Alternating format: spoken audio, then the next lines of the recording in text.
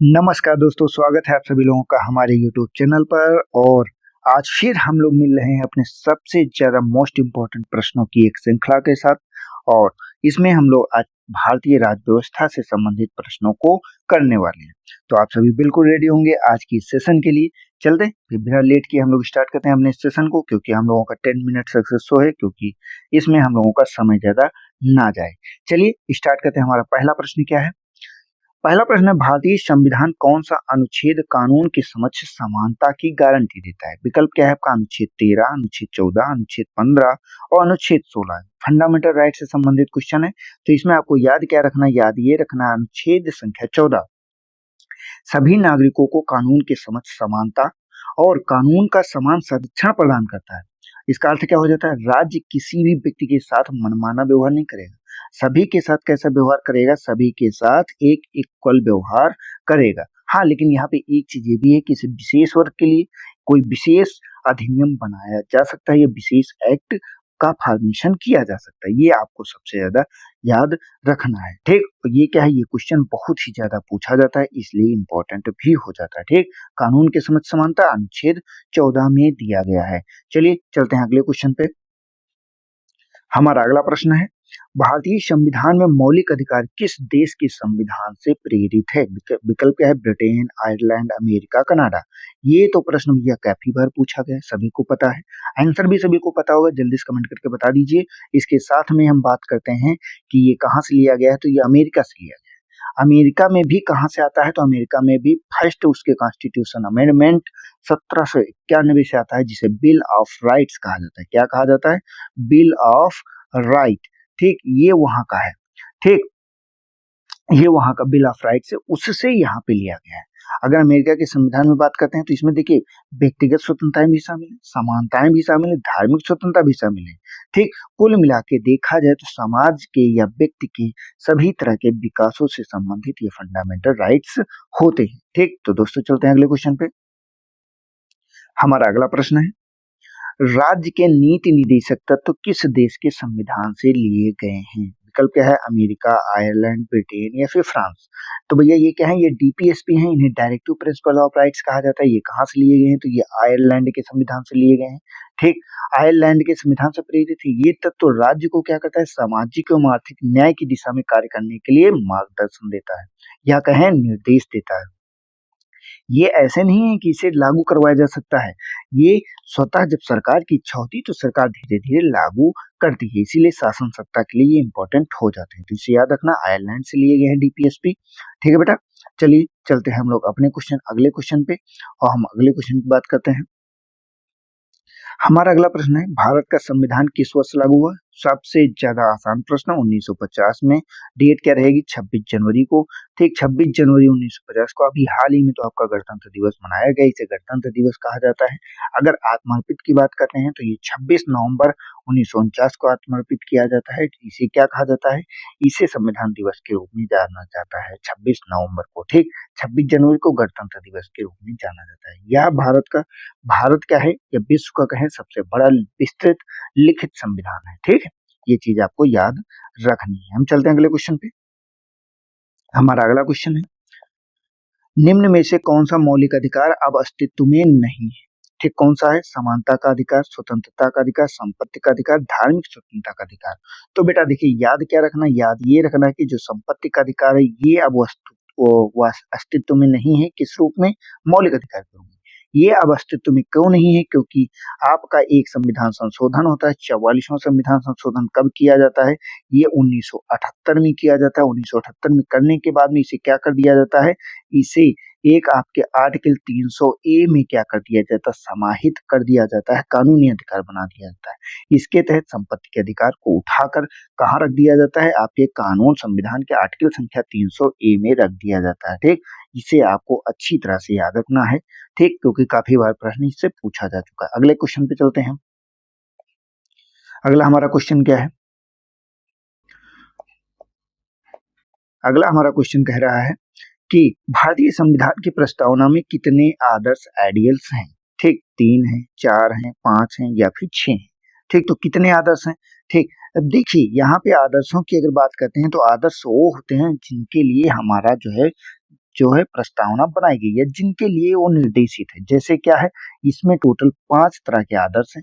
कुछ जगह पे ये मिसप्रिंट हुआ है या कुछ क्वेश्चनों में ऐसा गलत व्याख्या दी गई कि 4 तरह के हैं। जैसे कि मैं 5 आपको बताना चाहूंगा। इसमें न्याय एक हो जाता है, पहला कौन सा हो जाता है, न्याय हो जाता है। दूसरा कौन सा है, स्वतंत्रता हो जाती है। तीसरा कौन सा है, समानता हो जाती है। और चौथा कौन सा है, बंधुत्व। ठीक, इस 4 तरह के तो ये कॉमन तौर पे सभी लोग जानते हैं, लेकिन पांचवा कौन सा है, पांचवा आपका संप्रभुता भी शामिल है, क्योंकि संप्रभुता के बिना जो है संविधान या किसी देश का कोई अस्तित्व ही नहीं रहता है, किसी राज्य का कोई अस्तित्व नहीं।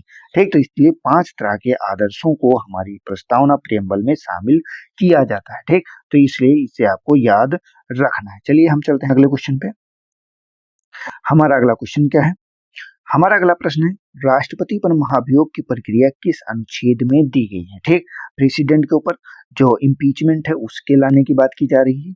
अनुच्छेद संख्या 52 में, अनुच्छेद संख्या 61 में, अनुच्छेद संख्या 72 में या अनुच्छेद संख्या 74 में। तो किसका आखिर प्रयोग किया जाता है, तो भैया इसमें एक ही आर्टिकल है, अनुच्छेद 61। ठीक, उसी में जो है आपके महाभियोग या इम्पीचमेंट की पूरी प्रक्रिया दी गई है। और इसमें क्या दिया जाता है, इसमें कॉन्स्टिट्यूशन का जो है क्या किया जाता है, बाउंड्रीज का उल्लंघन किया जाता है। ठीक, तो संविधान के उल्लंघन पर इसे संसद के सदनों में प्रस्तुत किया जा सकता है। ठीक, वहां से जब ये पास हो जाता है इसके बाद इसे हटाया जा सकता है राष्ट्रपति को। ठीक, तो दोस्तों ये क्लियर हो जाता है। अगला क्वेश्चन देखते हैं। हमारा अगला प्रश्न है, लोकसभा में अधिकतम कार्यकाल कितने वर्ष का होता है। किसका बेटा, तो लोकसभा का 4 वर्ष होता है, 5 वर्ष होता है, 6 वर्ष होता है, 7 वर्ष होता है। तो इसमें सामान्य अवस्था में अगर बात करते हैं तो 5 वर्ष ही होता है। यहाँ पे आपका जो 42वां संविधान संशोधन है उसके माध्यम से एक परिवर्तन जरूर करने की कोशिश की गया था कि 6 वर्ष कर दिया जाए, लेकिन 44वें संविधान संशोधन के माध्यम से पुनः इसे 5 वर्ष ही कर दिया गया। वर्तमान समय की बात करते हैं तो 5 वर्ष ही है, लेकिन हाँ अगर कोई इमरजेंसी लगी आपातकाल के दौरान एक वर्ष करके इसे आगे बढ़ाया जा सकता है। ठीक है बेटा, क्लियर। चलिए क्लियर, तो आप आगे चलते हैं, हम अपने अगले प्रश्न की बात करते हैं। हमारा अगला प्रश्न है, भारत में संघीय व्यवस्था होते हुए भी उसे अर्ध संघीय क्यों कहा जाता है। द्विसदनीय संसद के कारण, एकल संविधान के कारण, न्यायपालिका के कारण, चुनाव आयोग के कारण। मतलब भारत में संघीय व्यवस्था है फिर भी अर्ध संघीय क्यों कहा जाता है। इसलिए कहा जाता है क्योंकि यहाँ बेटा एक संविधान है, और जब भी इमरजेंसी लागू होती है अर्थात आपके आर्टिकल संख्या 352 का प्रयोग किया गया, और तब क्या हो जाएगा, सिर्फ और सिर्फ कौन सेंटर में आ जाएगा, आपका केंद्र आ जाएगा, राज्य वहां पे गायब हो जाएगा और समस्त शक्तियां किसके पास, केंद्र के पास इकट्ठा हो जाएंगी। इसीलिए इसे अर्धसंघीय भी कहा जाता है। ठीक, क्लियर। क्लियर बेटा, चलिए अगले क्वेश्चन पे चलते हैं। हमारा अगला क्वेश्चन है, संविधान संशोधन की प्रक्रिया किस अनुच्छेद में दी गई है। अनुच्छेद संख्या 352 में, अनुच्छेद संख्या 356 में, अनुच्छेद 368 में, अनुच्छेद 370 में। किसके, तो कॉन्स्टिट्यूशन अमेंडमेंट की बात कर रहा है। तो सीधा सा भैया सबको रटा होगा 368, और जिसको नहीं रटा है वो रट लीजिए। इसमें 368 के अंतर्गत भैया संविधान संशोधन किया जा सकता है, जिसमें एक तो सिंपल हो जाता है, एक आपका स्पेशल मेजोरिटी हो जाती है, दूसरा आपका राज्य विधानसभाओं मतलब 50% से ज्यादा मतलब 15 से अधिक राज्यों का अनुमति। 3 तरह के होते हैं, तीनों तरह के संविधान संशोधन के बारे में यहाँ पे चीजें दी गई। ठीक, तो ये आपके लिए यहाँ इंपॉर्टेंट है। हम संविधान संशोधन की पूरी प्रक्रिया के लिए एक अलग से वीडियो आपके लिए बना देंगे, उसको आप कर लीजिएगा। यहाँ पे क्वेश्चन कर रहे हैं तो क्वेश्चन में इतना ही। ठीक, चलते हैं अगले क्वेश्चन पे।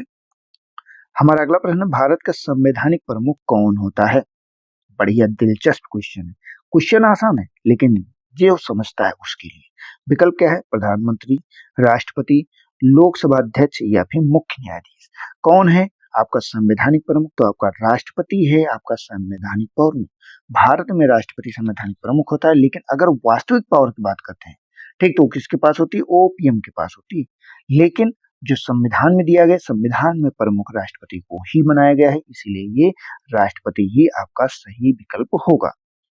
ठीक है, क्लियर। चलिए अगले क्वेश्चन पे चलते हैं। हमारा अगला क्वेश्चन क्या कहता है, निम्न में से कौन सा सदन अस्थायी सदन है। ठीक, कैसा सदन, अस्थायी। लोकसभा है, राज्यसभा है, विधान परिषद है, ग्राम सभा है। ठीक, तो कौन कौन सा अस्थायी है, तो बेटा इसमें आपको क्या याद रखना है, इसमें याद ये रखना है कि आपका जो लोकसभा है ये आपका अस्थायी सदन है, बाकी क्या है राज्यसभा आपका जो है स्थायी सदन में आता है, विधान परिषद आपकी स्थायी सदन में आती है।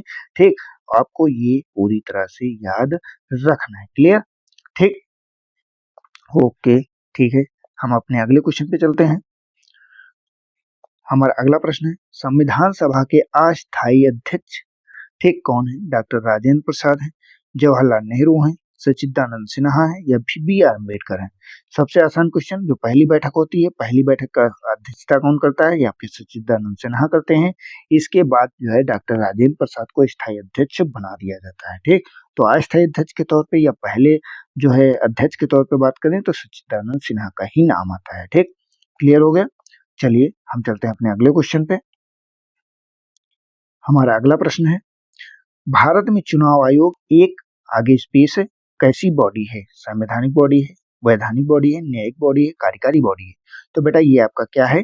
ये आपका संवैधानिक बॉडी है। क्यों? क्योंकि आर्टिकल संख्या 324 के अंतर्गत इसका वर्णन किया गया। इसका कार्य क्या है? स्वतंत्र और निष्पक्ष चुनाव करवाना। ठीक, सबसे बड़ा इसका कार्य है। एवं मत पत्रावली तैयार करना, ये भी इसका कार्य है। क्लियर? चलिए चलते हैं अगले क्वेश्चन पे।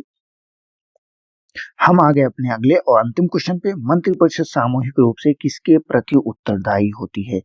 कलेक्टिव रिस्पॉन्सिबिलिटी की बेटा बात कर रहा है।